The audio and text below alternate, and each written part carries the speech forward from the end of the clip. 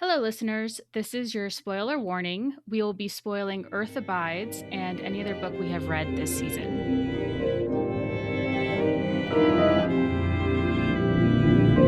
It was curious. Here they had been for 21 years merely using water that continued to flow, and yet they had never given any real consideration to where the water came from. It had been a gift from the past, as free as air, like the cans of beans and bottles of ketchup that could be had just by walking into a store and taking them from the shelves. Ish, indeed, had vaguely thought about the matter sometimes, and wondered how long the water would continue to run, and even considered vaguely what they should do to develop another supply. But he had never got round to doing anything. Welcome to the Book Club podcast. Today we are discussing Earth Abides by George R. Stewart.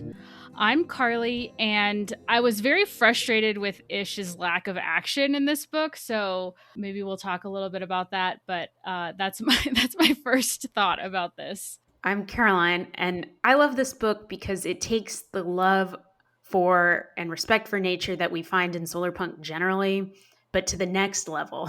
And in my opinion, really puts humans in their place in regard to nature. And so I think in some ways it's a lot more solar than punk, which is an interesting contrast to the other books we've read. And today we have our friend Margaret joining us. Margaret is a good friend of ours who is a great reader and thinker, and we're very excited to have her with us today to talk about Earth Abides. Hi, everyone. I'm Margaret, and you'll hear more from me as this podcast goes on, but this book grew on me as I read it. Yeah, same. Okay, the story begins with a worldwide pandemic wiping out most of humanity. Our protagonist, Ish, is out in the wilderness gathering research when he's bitten by a snake, and when he recovers, he returns to find that civilization is dead. He decides to drive across the country to observe how nature responds to the absence of humans. He finds other survivors but doesn't want to spend time with any of them. He returns to his childhood home in San Francisco, and after a long period, he gets tired of solitude and decides to find another person when he sees their fire in the distance. And that's where he finds M. They immediately like each other and soon decide to try to start a family. The two of them start to build a community called the Tribe. In what he calls the quick years, the community grows quickly, with 7 adults who keep on having children. Then the second generation becomes old enough to marry and have children of their own. Ish worries about preserving civilization and teaching the children in a school, but most of them have no interest in learning how to read, except for Joey, Ish's youngest son. The tribe survives by scavenging canned food from stores, fishing, and slaughtering cattle. They don't make much of an effort to farm. After about 20 years, the city water system fails. Ish has the idea to send 2 of the teenage boys to explore the country and see how others live. And they return a few months later with a guest named Charlie, who Ish dislikes immensely and immediately. Over the course of his first few days with the tribe, Charlie makes his intentions known that he would like to sleep with Evie, a woman who lives in part of the tribe who has a mental disability. And when Ish confronts him about this, he defies him and says that he's going to do what he wants to do. So Ish and M meet with 2 of the other men from the tribe, Ezra and George, to decide what to do with Charlie. Ezra tells them that Charlie has confessed to having multiple sexually transmitted diseases, and because of his intentions to connect with Evie, and because of the possibility of spreading those diseases, they decide to execute Charlie, and to do it immediately. The tribe goes through an epidemic of typhoid, and Joey, Ish's youngest son, dies. With that, Ish loses hope for the tribe to resurrect civilization. Ish comes up with a different method for teaching the children how to survive in the world when scavenging is no longer an option. He makes himself a bow and arrow, and the children take an interest. They make their own bows and arrows, and eventually one day, Ish's 12-year-old son, Walt, takes the initiative to hunt a rabbit. Ish lives a very long time, until he is the last person who remembers the world before civilization collapsed. His great-grandson Jack takes care of him, and the tribe treats him like a sacred oracle. His hammer has become a symbol of his knowledge and leadership. At the end of the book, a wildfire burns through his neighborhood, and Jack and a few other men bring Ish across the Bay Bridge to where the tribe will form a new settlement. Ish observes how they interact with a mountain lion and how they ignore the roads and railroad. He notices the hills and wonders if all his efforts to build a society matter. He notices that those same hills look like a woman's breasts, and he thinks about Im's courage and how the actions of man mean so little when earth abides. So, to transition to an opening question for this podcast, I would like to ask why Ish? And so the book focuses very closely on Ish and his perspectives and what he thinks about the world and his travels. And I thought a lot as I was reading that this would be a very different book if instead of focusing on Ish, the author had focused on M, Ish's wife, or Ezra or George, the other two men mentioned earlier, or even Evie or Charlie, and what that book would look like and how that book would be different. And so, why do we choose Ish as the focus of the story? And why does that focus on Ish make this story what it is? I think one of the things that is relevant is that the narrator says that Ish is an educated man, and he seems to take great pride in that and identify with that. So I think, especially compared to the other characters, he has more of an emotional connection to civilization, whatever that means. I think because of the focus on this character, we get to see the sadness of that loss a little more clearly. Yeah, his preoccupation with civilization and is what distinguishes him from the other characters. And he does make some sort of disturbing comparisons about the other members of the tribe and how they just seem willing to just do what they want during every day, and how I wonder if that's supposed to make them seem like they integrate into nature more naturally, like we've talked about in Solar Punk, how man is separate from nature and there's a desire to sort of reconnect and be part of the natural cycles, but there is this separation between man and nature. And Ish warns that separation a lot and the return to nature that the rest of the tribe seems to have no trouble just embracing. The interesting thing, though, is that Ish is kind of a weak man as well. Despite being chosen as the leader and despite having this enormous love for civilization, again, using a broad term, which is what he doesn't take the steps to really preserve it. They try to teach the kids to read, but it's never really a hit. They never really get any sort of school going with any regularity, which I think some of that's Ish's fault, and some of it just emphasizes how hard it would be to keep that going. I mean, if you are the one person among 7 adults who cares that people continue to know history and chemistry and, all these products of civilization, first of all, how would you do that without buy-in? And then even if there was a path, it would require something like unremitting effort for decades, right? And you would never know if it really bore fruit or not. So all that being said, he was facing some difficulties, but he was also kind of a weak man because he didn't try that hard, did he? When I think about Ish's hanging on to society contrasted with the way other folks hang on to society, like y'all were talking about how like he wants to hang on to society, but I immediately thought of George and George's wife. Is George's wife Maureen, I believe. Mm-hmm. So George and Maureen, Ish doesn't think they're very smart, but George is very good at building things and assembling things, and he's always making sure that their houses have like fresh coats of paint, and that if anything is falling apart, things are put back together, things like that.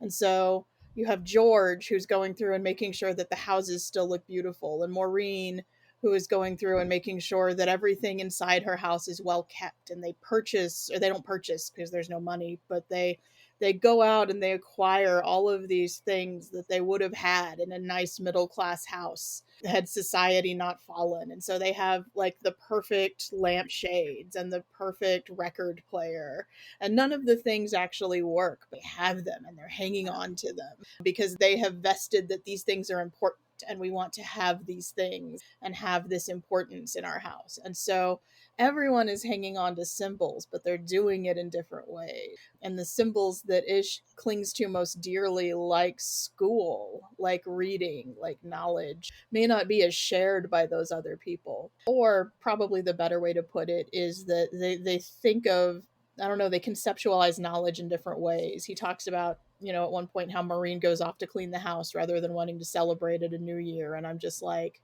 I wish I could be that dedicated to keeping my house clean. So so I don't know. I feel like something else I want to make sure that we bring in is that because we're centering on Ish and we're centering on what he thinks is important, that doesn't mean George's commitment to a well-maintained home isn't important, that Maureen's commitment to a well-maintained home isn't important. And so just wanted to think about that. It's not that they aren't smart, it's that Ish doesn't praise them as smart and they have different ways of thinking about things. So I don't know.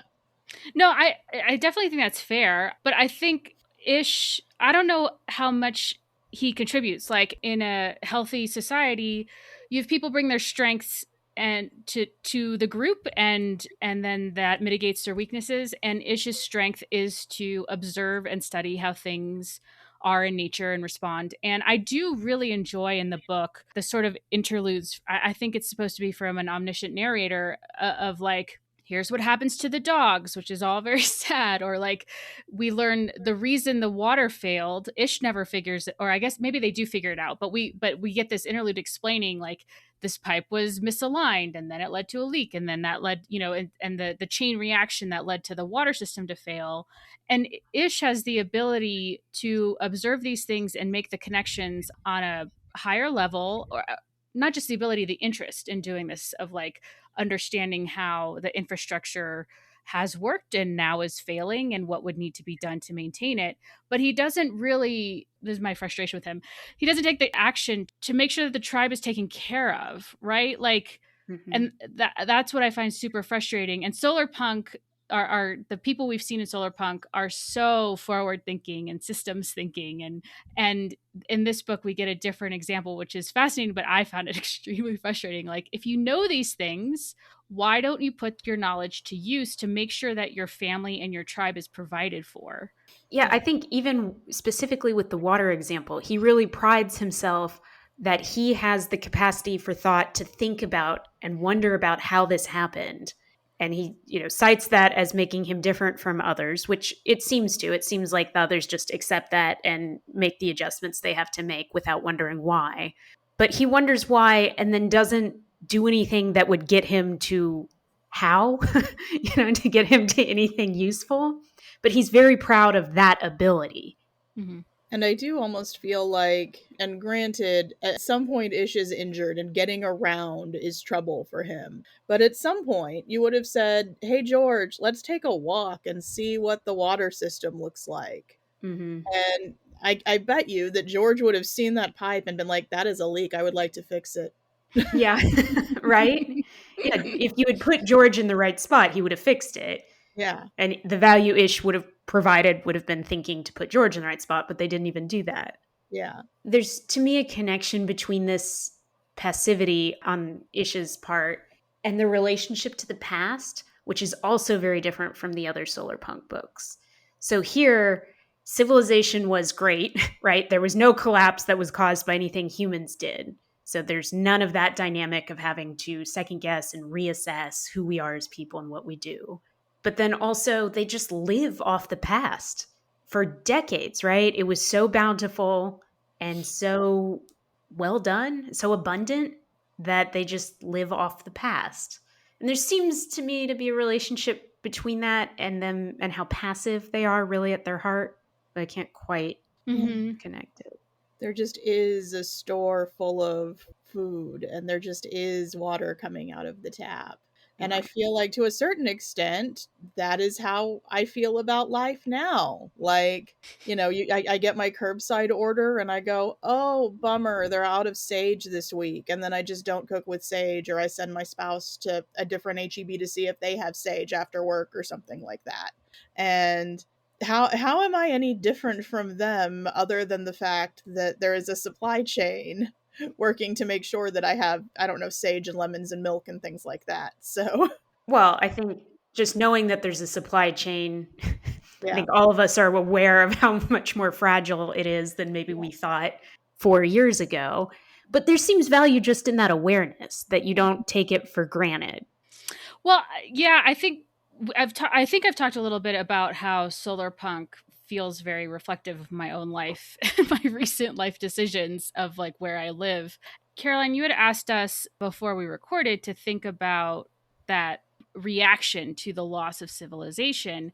And I don't know, maybe I've loved dystopia apocalyptic fiction for a really long time and be like just personally being involved with like intentional community and people who are very cognizant of the idea that the grid could fail. So I have solar panels on my house and I collect rainwater and I don't know if it how conscientious it was, but I feel more prepared. Like if civilization collapsed, I know which of my neighbors have good gardens and where their rain barrels are. Like I feel like prepared for it and I have been preparing for it even before COVID shut things down and the supply chain problems became very widely known. So like you don't have that same experience, or was it different for you when the civilization collapsed in this book? So for me, the difference between what you're describing and what I found most affecting in the book was in the book, there was a loss not just of conveniences, but of certain ways of thinking and being that probably can only exist on top of a civilization that is that complex. Like a lot of what we are doing right now is both provided for by the technology because we're not in the same room as we do this, but then also the fact that we have a sufficient education and free time to spend on just really unnecessary intellectual endeavors, I think that would go away. And that would be the loss to me, or a big part of the loss, right? Because if you go back to anything like subsistence living, there was a lot of labor required for that, right? You did not have extra time and energy for something like a book club. But we don't see people doing that labor in this book. Yeah, that's true. But we do see the same loss. Hmm. It seems to be that the loss comes down to maybe the sort of personality that likes intellectual endeavors was never really that common. And then when you have a huge disaster where there's only a dozen people remaining in the Bay Area and only one of them is an intellectual, well, yeah, it's not going to continue, right? Like maybe you just need thousands and millions of people because it's not a society-wide inclination. I'm even thinking about how, as your systems get more complex, your needs get more complex. So, like, I'm thinking about getting a little bit into what I do when I'm not being a guest on a podcast. I'm writing a dissertation. And part of the reason I'm doing it is because I felt like there was a gap in the knowledge that we needed to better understand something in order for a system that a lot of people use and a lot of people depend on to work well for those people. But if you don't have any people, you don't have a university, so you don't need somebody to come in and say, well, here are some systemic issues within the university. How do we improve those things? So it feels like a need, but if all of a sudden there were no universities, it would be a little bit ridiculous to keep thinking about it. And I think it's interesting that I feel like I share that perspective that Ish has. I would want people to be reading. I would want people to be thinking about things. I would want to, to save some knowledge just in case like people built themselves back up to give those many generations down the line, like, information about how, okay, this is how you run a system well. So they don't have to like, I don't know, try feudalism and see it fail or something like that. Sure. But so like, then it becomes a matter of there ain't no point in me writing this dissertation about university systems, but what do I do to make it so that when people think, hey, we all ought to go to school, that they have a good setup to do it in the future? Well, I think so. Ish kind of notices the taboos that have built up in the tribe, which I think is interesting. Like instead of this conscientious like planning of what the values of the community will be after 20 years, he notices what values have emerged. And the taboos are really interesting. And he notices that it's because it started out with parents, 7 adults who became parents, that authority was established in that parental relationship. And it continued for a long time. I think well until Ish is a great grandfather.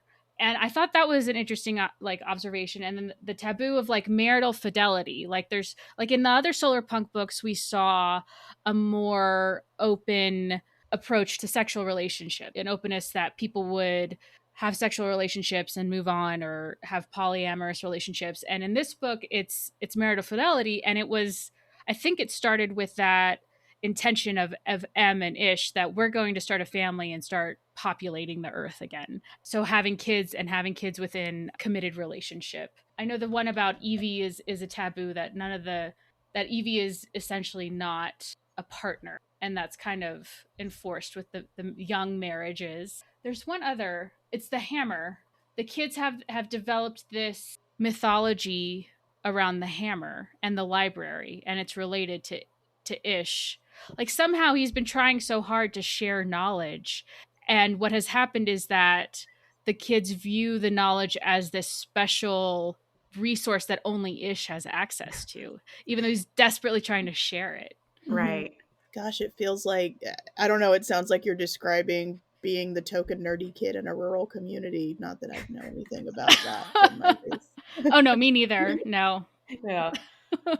I hope I'm not derailing us too much, but you really reminded me of Ish and his whole succession question and the problem of, okay, my skill set is not something that is needed as it was. What do I do now to make sure that whoever's leading is doing the right thing? And Ish really hones in on that idea of his son Joey being the person to take over, because he sees so much of himself in Joey, and he thinks about how Joey is, he's curious about the world around him. He's asking questions.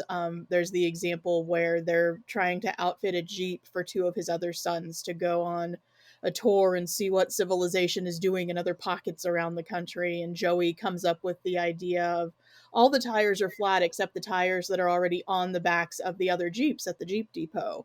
And so they take tires off of the backs of 4 Jeeps and suddenly have operating tires for the one that they're planning to take out. And so Ish puts all of this investment into Joey and thinking Joey is going to be the person to take over. And then Joey dies in the typhoid fever, and he just has this hopelessness. And part of me, like the whole time I was reading, was like, sir, you don't quite fit in this world. Why is a person like you the best person to lead this world? And, even as he goes through everybody on the list and he says, well, Ezra's great at talking to people, but he's not enough like me. And George is really great at building things, but he's not enough like me. And like literally every woman in the tribe is great, but they've had so many babies. Haven't they just given enough? Yeah, that was. I was like, I do think M is in charge here, good sir. But yeah. I had that impression too. M is wonderful. No, M is truly the hero of the story, and I really want to read this book, but with her as the central character to it, just because, like, I think of her so much as the glue that holds the community to get together for its first several decades. And Ish, considering the book is centered on Ish clearly loves her very much. He clearly, like, she is the center of his world. He calls her the mother of nations half the time, and he talks about her in such reverent terms, but you can really tell the rest of the community respects her very much. And she just seems like she is just very strong and very brave and very capable. And she's the one who says, we got to get some more humans in here, and there's only one way to do that. And he's off in the library at the university, like trying to read about obstetrics and getting distracted. And she's like, oh, I'm gonna do it. Yeah, there's a comedic element to this story that I'm not sure was intentional, but you could very much read it as Im is the hero and Ish has no idea. He thinks he's the leader and everyone just tolerates him because he's attached to Im. Yeah, that's definitely how I read it. Yeah, well, there's one moment where M really engages in sort of a philosophical discussion. It's like when Ish is recovering from typhoid and he learns that Joey has died, and he's really struggling and mourning, and he asks M, is this punishment for executing Charlie? And M says, no, let's not bring back the mean god. And I thought that was really fascinating. Like, first of all, the idea that like we bring God into the world, or it's us. And she's like, no, we're not going to bring back that God. And that sets a foundation for the community, right? Like they tried church, it didn't quite take. Just the idea that that's a conscientious choice, that we're not going to accept this as a cause and effect in our world. And I think it goes back to that idea of what do you pass on when you know that a society very different from your own is going to come. And Ish is here like, we've got to teach everyone chemistry. And Someone about will, American democracy. We got to make them feel like they're Americans, yeah, yeah, right? someone will figure out chemistry-ish. But it would be very, very helpful to just in big bold letters say no mean God or something along those lines, so that we don't revisit a lot of the things that happen when gods punish you and gods are mean and hurtful towards you. So I mean, I like talking about Im and her clear desire to take on the task of repopulating the world, which she does very competently and very bravely. That is also a form of seeking a succession, but it's very different than Ish's form. Right. And it goes back to like the first year they want to measure time. Ish wants to measure time and figures out how to do that. And M says, yeah, so we can celebrate the baby's birthday. and, Oh, it's just, yeah, that's and it's right. just like, oh, so like a woman to want to celebrate the baby's birthday. And it's like, well, why do you want to measure time? Ish, Yeah, it's not to farm. He's not yeah, farming. yeah, right. yeah. I don't see you planting crops. Exactly. That, but I like, yeah, that this building society, she's focused on raising her children. Well, they both want some continuation of who they are. Mm. I mean, that's what having children is, right? And they want some continuation of society. He wants more a continuation of civilization. She wants to ensure that the human species continues. But those are very related, and they end up with the same production, children.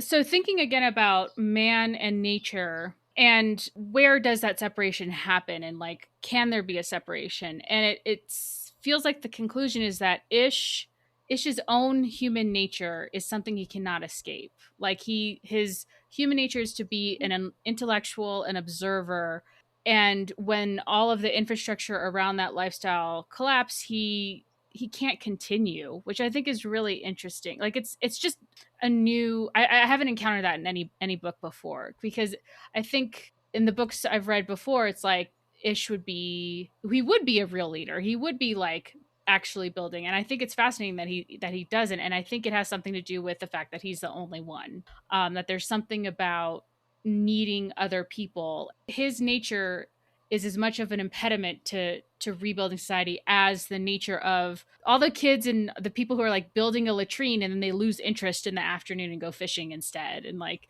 it's the same, it feels like the same thing. Like their nature means that they don't focus on a task that is extremely necessary to prevent disease, but they just lose interest. And it's the same with Ish, that he's fighting his own nature, or something about his own nature is preventing him. And in the end it doesn't matter. Like in the end, the tribe is a successful, healthy community. I mean, it's a harsh conclusion. Like, what did it all really? What did their intentions matter? Because in the end, they had a community. Mm-hmm. Well, I think you also touch on something that we see come up a lot in the other solar punk books, where there is a huge society-wide change, and people change, in many cases, everything about their lives, their values, how they live, how they eat, how they consume everything. And those books tend to take change. They tend to accept that radical change is possible for a human and for a society. Whereas here, Ish doesn't really change. He just becomes outdated because circumstances change around him. And that is something I've always wondered with other solar punk books. Like, are people really capable of that kind of radical change that quickly? And which ones, and if so, it's not everyone. So who is and who isn't? I think something we talked about during the prep call, and that idea of, Jack as the great grandson, and how different Jack is from Ish, and how Jack, is bow hunting, and he's taking coins and he's turning them into arrowheads because they're better for shooting different types of game, and he's got a mountain lion like draped around his shoulders, and the mountain lion was the thing that had attacked Ish and had rendered him, partially disabled, things like that. And how like Jack's life, his world that he interacts with is so different. And it was another thing where like I compared it and I thought about like my great grandparents, and how, like, the example, I have a great grandparent who played piano in silent movie theaters for her job, and compare that to now. I have, all of YouTube. I can just pull it up in my phone and it's got all kinds of sounds. And I wish most of the things didn't make sounds, but there they are. Um, and so I think no matter what, your great grandchildren, your subsequent generations are going to be living in a dramatically different world. And sometimes that means that it goes from a piano in a theater down to a phone in your pocket. And sometimes that goes from the mountain lion attacking you to you wearing the mountain lion. And I think that one of the lessons that we really can take from this book is that things are going to change and you don't always know how they're going to change, and everybody could be gone when you come back from your research trip in the mountains, or everybody could have invented a totally new thing and you have to get used to it when you get back from your research trip to the mountains, as Ish begins his story.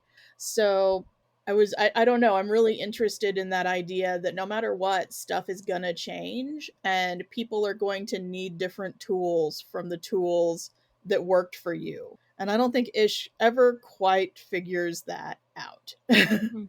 I agree with that analysis. I think that's great. It just makes me realize that part of what I want from life, and obviously we don't always get what we want, but is a sense of continuity between all my actions, right?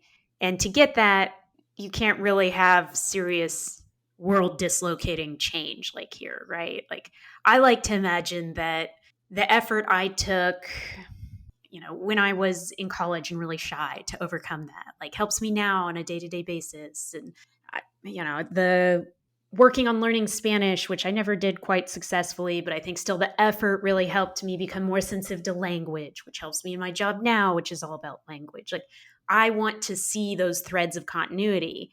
But if tomorrow civilization basically ended, none of that would matter, right? Like there would be a before and an after that I think would leave me feeling alienated from my own past in really painful ways. Like, well, what was that even worth? Like, wow, I spent all that time networking for my job and it certainly isn't going to matter after the apocalypse, right?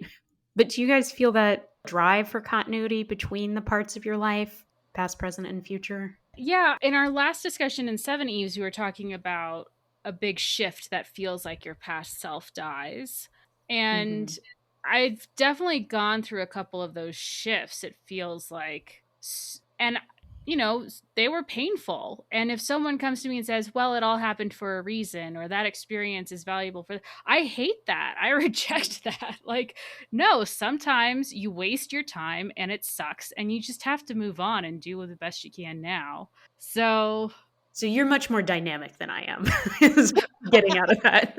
Maybe there's somewhere in the middle where I want the things that I planned to turn out the way I planned them, but when Mm-hmm. things are terrible, I don't want it to be because I planned poorly. yeah. But I don't think it means that our actions don't have a purpose. Like sometimes they do, sometimes they don't. You just gotta try. You gotta try stuff out. Yeah. Like Ish, I don't know what clicked in his brain, but when he makes the bows and arrows, like Solar Punk, we've talked about using technology for a better future instead of looking at the past. And he looks forward, like, what do my grandchildren need right now? They need to be able to hunt. And here's a tool that I can make and they can learn to make with the supplies available and provide for themselves after all of the canned goods run out or go bad. And that becomes very important to the tribe. Jack uses arrows and he takes coins and makes arrowheads, which I thought was fascinating. That at one point where Ish is trying to explain currency to Joey and what all the coins mean and what the faces mean, and Joey's like, I like the big nickels because they're shiny and big, and Ish didn't quite get the lesson through. Well, his great grandson Jack, they're like, oh yeah, we use these for arrowheads, like, and they're everywhere, and he doesn't know why, and he doesn't know why there are people on them, and there's a bird that doesn't quite look like any of the birds that they see in the San Francisco area. But there was sort of a mismatch there, and a mismatch in what's useful about knowing about currency, right? Well, what happened to be useful is that it's metal that can be sharpened into arrowheads, not the history of America. Right. Right. And Yeah. but Ish's actions in teaching and doing it in the way that he did it, using it like a game, and understanding that that was the way to teach these kids how to use these tools, is to treat it like a game. And the fad ran out, but then it came back the next year. And what was important was that the skill for making bows and arrows was passed on. His actions had meaning, not necessarily fully in the way he expected or intended, but it's still important. It's still a valuable contributor to the tribe. It's like he learned how to teach, and it only took him 20 years or however long. Yeah. Which is telling you something if he's a grad student and he's trying to be on the professorial track prior to when this starts. I would not have liked to take his class. Right. Yeah, he had to let go of the idea that he would have a successor in Joey, and it unfortunately it had to be taken away from him in a horrible way. But yeah, he had to kind of let go of that expectation. I do, Margaret, I really like what you said about change happens, and we all are maybe alienated from our grandparents in ways they couldn't have imagined, and then the same with our grandchildren, or people who are related to us down the line. And is that really so different than what has happened to Ish? Maybe it's not. Maybe we just get to lie to ourselves that there is greater continuity because a lot of the outward symbols are still the same, right? We're still using the same coins and we understand what they mean. But maybe in fundamental ways, it's not that different. But are we even using the same coins? She was in France at the time. France doesn't even use the same coins. Yeah. When I was just thinking, when was the last time I actually held coins in the flesh, as it were? It's been a while, right? Like, I don't use cash for anything. So there's a difference there, too. I wonder if we have a moment to talk about nature and people's relationship with nature and how Stewart kind of bookends the book with conflicts with nature.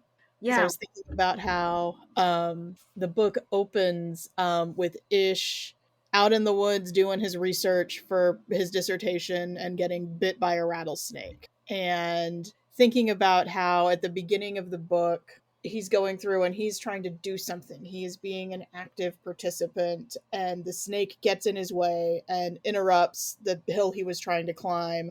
And he's got to go back to the cabin and do what he can, considering he's in the woods, to mitigate the snake bite, right?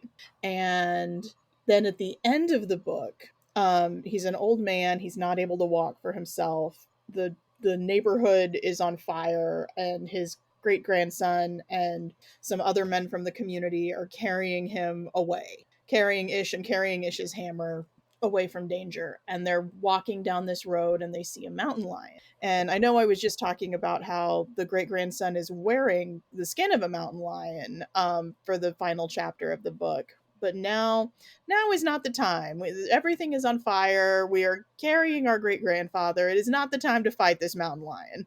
And so instead of going through nature and going into conflict with nature, they skirt around the mountain lion. We'll deal with you another day, Mr. Mountain Lion. We're trying to get to the bridge, trying to get to San Francisco. And so I thought it was interesting how kind of you see like both these micro and macro conflicts between humanity and nature at the beginning and the end. And you see how at the beginning, when Ish is a young man, Ish is trying to fight nature, and nature tries to fight humanity and wins by sending this pandemic to it and wiping out everybody but like 7 people in the whole Bay Area. And then at the end, you also see nature doing its thing and setting fire to the hills in the East Bay Area in Berkeley or wherever it's supposed to be. And then you see people just saying, all right, we don't need this neighborhood. We are going to go somewhere else and we are going to figure it out. And so I think that relationship, it does a really good job of encapsulating how like that relationship between like people and nature has changed. And rather than being like, I don't know if top dog is the right way to say it, but rather than feeling like nature is something that we use and we're going to do what we want with it, and I'm just going to go out and do this research and I'm going to learn about it. And I know Ish thinks about killing the snake, but says that's a waste of time. Like, literally, snake, you are not even worth my time, and you just tried to kill me. Going from that feeling of being in charge to having to get away, to skirt around, was really telling. And so now, like, these people are much more a part of nature. Like, Jack is wearing a mountain lion with Levi's because they're still scavenging to a certain extent. But going back to nature, that returning to nature, that interacting with nature, that no longer being quite the boss of nature in the way that they were, was a really interesting theme. And I wanted to dig into that a little bit and see what y'all thought about it. I think I mean, Ish, or the narrator, is explicit there at the end that Ish observes them walking around the mountain lion, which requires them to leave the road because the mountain lion is on the road, with a sense of sadness. Because a sense of sadness and kind of wonder that these young men don't just fight the mountain lion, even though that would be totally irrational in these circumstances. But there is a feeling of dislocation, right? The mountain lion has pushed the people off the road, and we're just going to let that happen. But I think that's kind of one of the sadness. That's the sadness and the beauty of this book, right? Earth abides. Like, if you find Earth beautiful, that is beautiful. Humans, maybe they don't, or at least not in a recognizable form. I think it's interesting. Like we know in the right circumstances, Jack can probably hold his own against a mountain lion because he's wearing one. Right. Yes. Yeah, just not right now when you're carrying your great grandfather. Ish, you are the reason right now. The fire is probably also a reason, but the fact that they don't want the mountain lion to hurt you is probably the reason that they're not getting out their bows and arrows right now. That's true. So, Yeah. Ish. I think this book is particularly interesting in the context of the other solar punk books, which obviously have a great love of nature. But there's also a huge emphasis on technology being able to overcome, any difficulties associated with nature, and somehow doing it in still a very green and friendly way, because that's the essence of solar punk.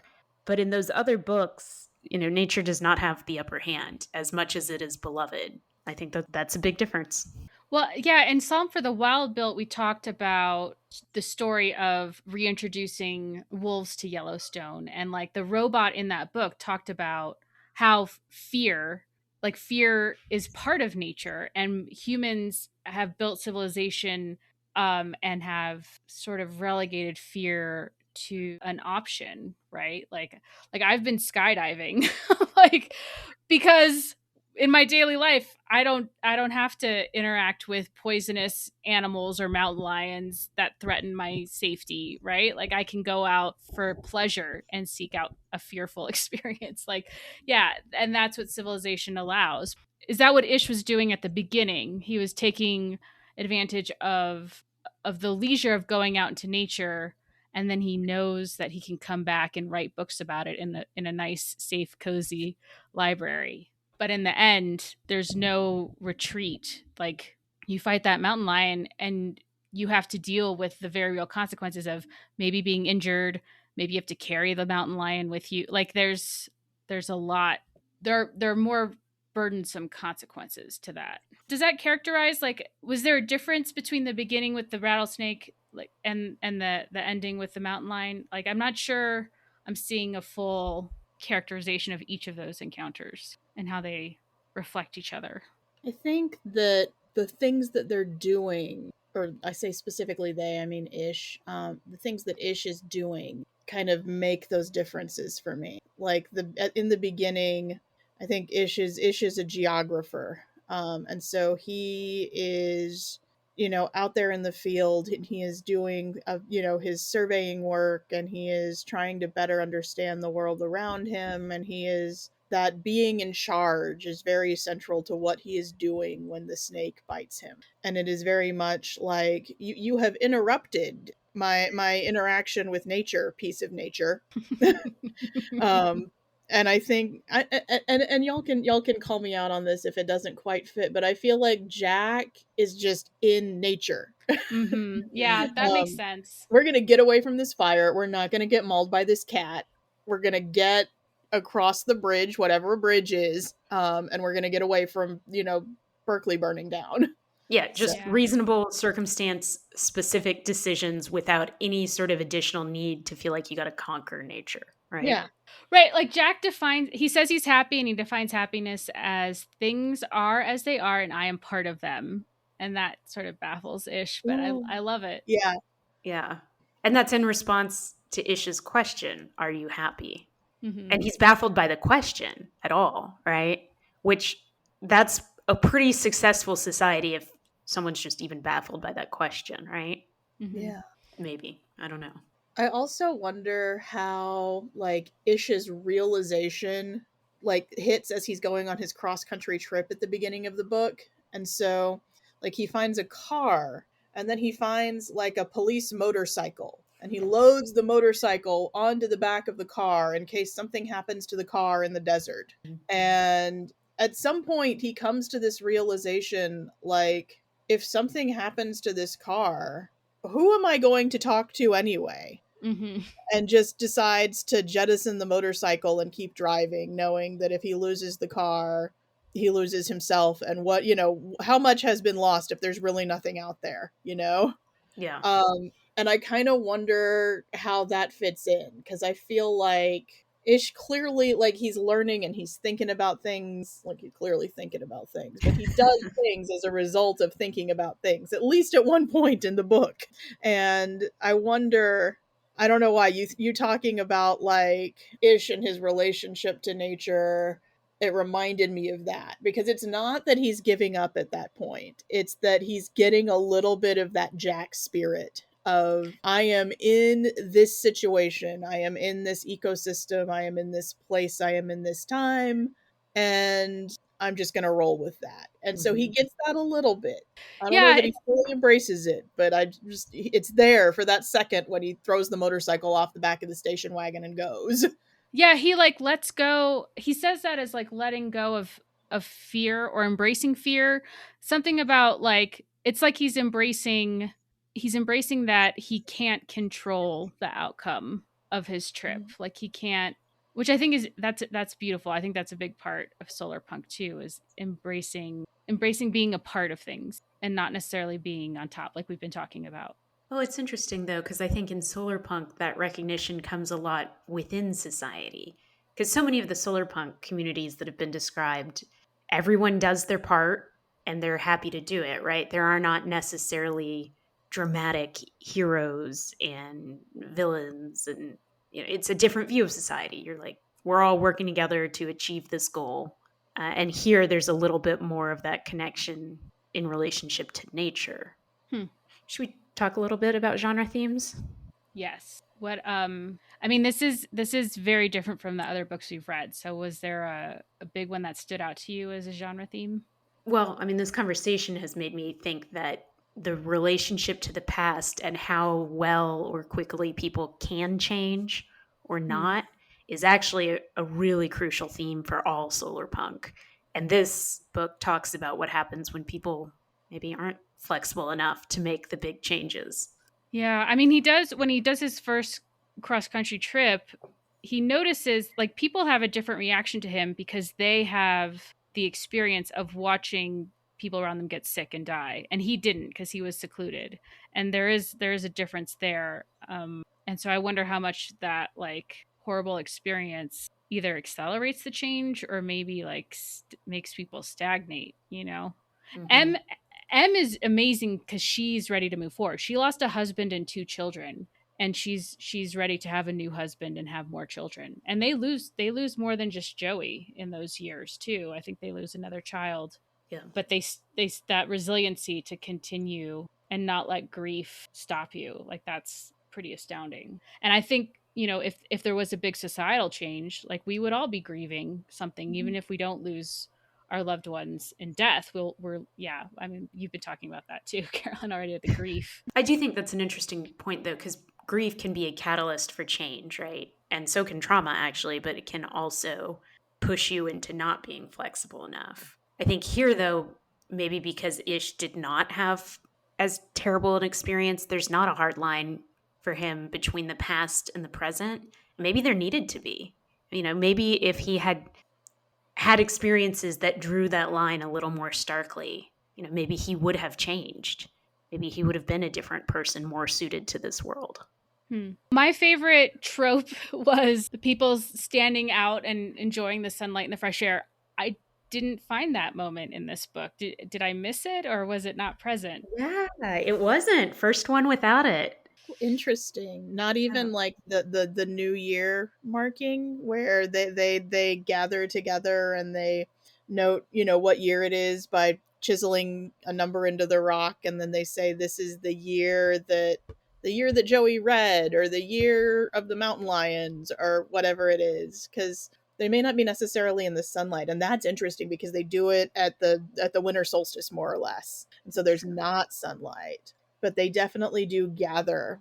And like express that they have had a year together in community and talk about what the big idea of that community was. And it's stark that they stop saying what year it is, the year that Charlie comes and the year that they, kind of go from feeling vaguely like a hippie commune to executing somebody in a very short amount of time.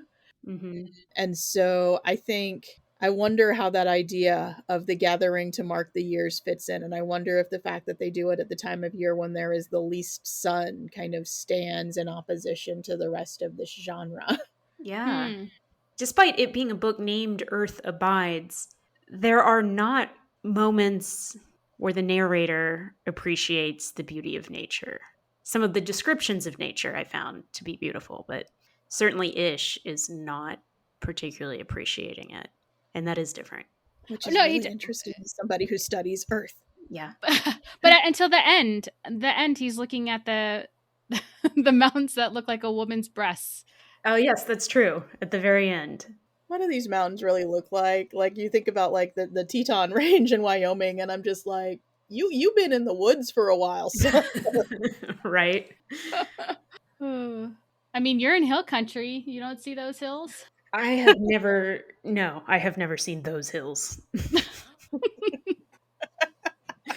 As you pointed out, this book is very different from the other solar punk books. It's more of a counterpoint than anything, but it's a counterpoint on some related issues too. Like, work should be enjoyable.